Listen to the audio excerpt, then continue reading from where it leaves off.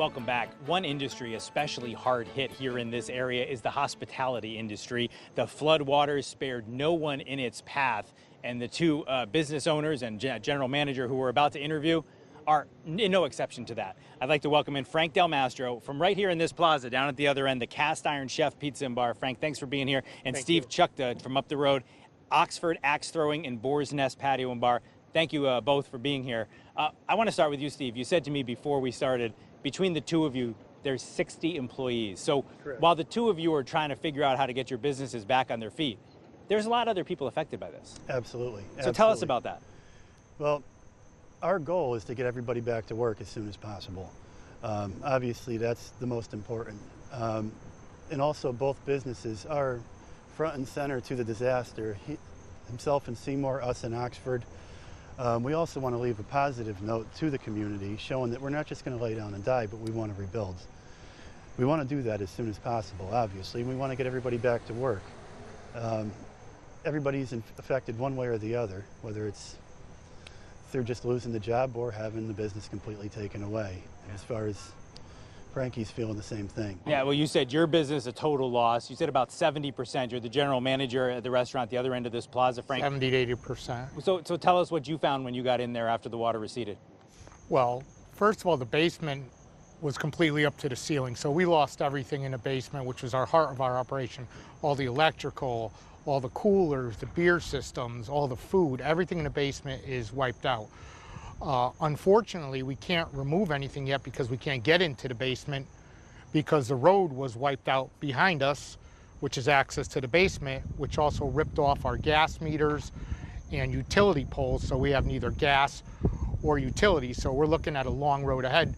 But like Steve said, our main thing is taking care of the employees too, because we have probably 30 to 40 employees which have to work, have to be compensated, and they're going to probably have to find other jobs. So we're going to have to start over from the beginning. But again, we've just been open 3 to 4 months. So we definitely plan on coming back bigger and stronger. It's just a matter of time and circumstances, how long it takes for everything. Steve, you were talking about one of the challenges that you and so many business owners face is the fact that you didn't have flood insurance. And people who are at home who might not understand the geography and maybe haven't been up and down this road or haven't visited this plaza or your business might say, well, gosh, there was a river right nearby. Why didn't you? Can you just explain to people what the river was and what it became during this event? They call it Little River for a reason. It's never bothered anybody. It's a small little river. And occasionally under heavy rain, you may see it raise up, but nothing to the potential of what we've seen.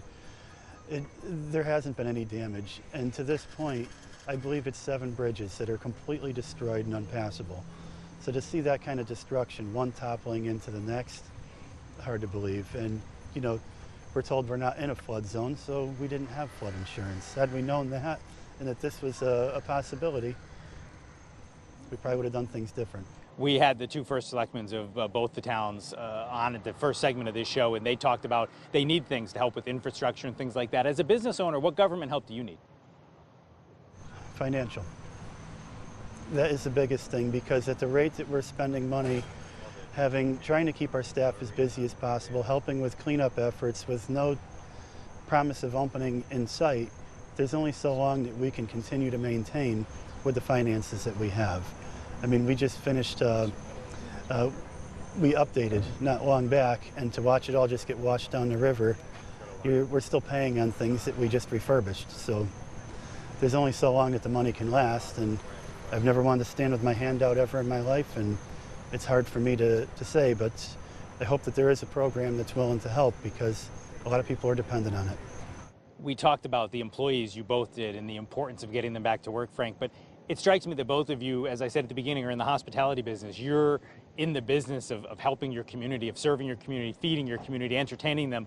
Is that part of what needs to get restarted too, as this whole community hurts and works and recovers?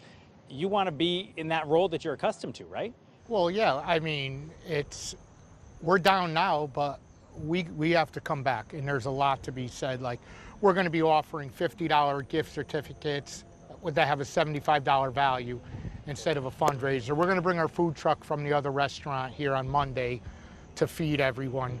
But I mean, the other thing is, without the help of people like Bill Purcell, Themis Claridis, our landlord, Nicole Claridis, Bob Pagliaro, everyone that's reached out, the fire chief, the police, I mean, I don't know where we'd be.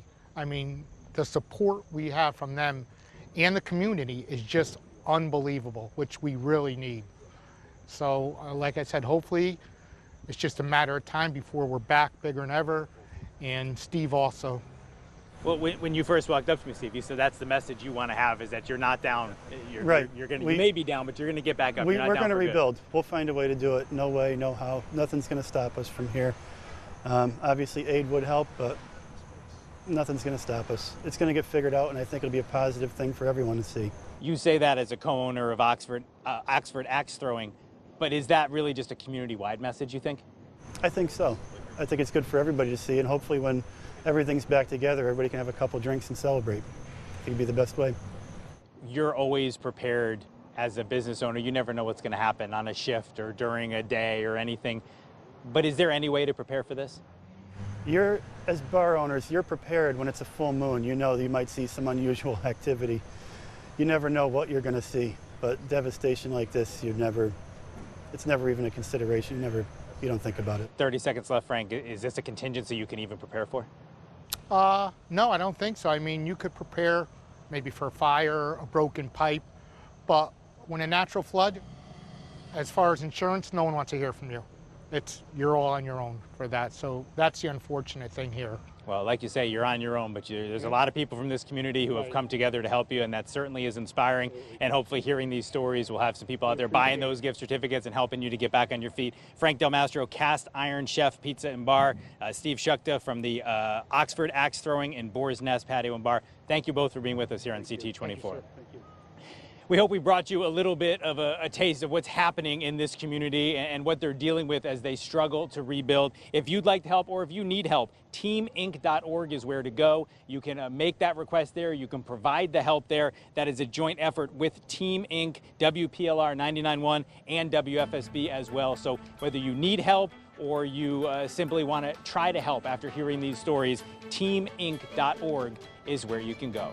We appreciate you being with us here on CT24. Next Sunday morning, we'll meet you back in Studio A. CBS Sunday Morning is coming up next. I'm Eric Parker. Have a good rest of your day.